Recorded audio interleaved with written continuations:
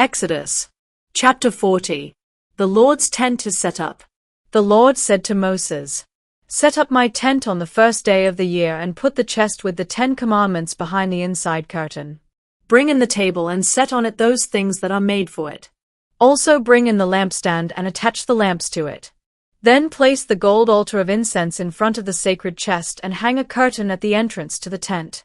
Set the altar for burning sacrifices in front of the entrance to my tent.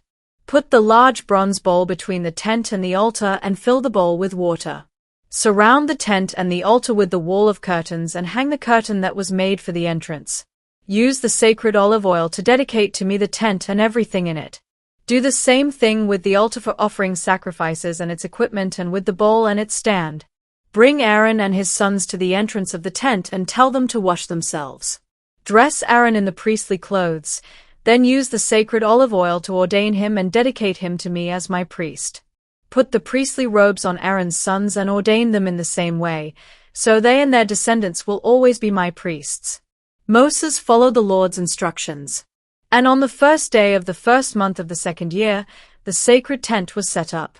The posts, stands, and framework were put in place, then the 2 layers of coverings were hung over them. The stones with the 10 Commandments written on them were stored in the sacred chest, the place of mercy was put on top of it, and the carrying poles were attached. The chest was brought into the tent and set behind the curtain in the most holy place. These things were done exactly as the Lord had commanded Moses. The table for the sacred bread was put along the north wall of the holy place, after which the bread was set on the table. The lampstand was put along the south wall, then the lamps were attached to it there in the presence of the Lord. The gold incense altar was set up in front of the curtain, and sweet-smelling incense was burned on it. These things were done exactly as the Lord had commanded Moses.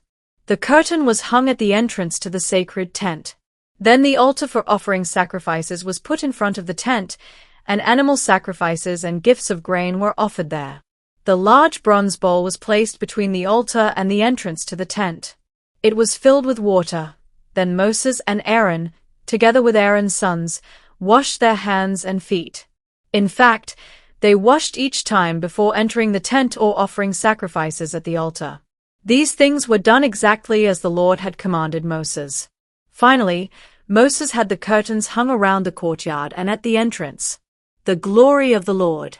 Suddenly the sacred tent was covered by a thick cloud and filled with the glory of the Lord. And so, Moses could not enter the tent. Whenever the cloud moved from the tent, the people would break camp and follow. Then they would set up camp and stay there, until it moved again. No matter where the people traveled, the Lord was with them. Each day his cloud was over the tent, and each night a fire could be seen in the cloud.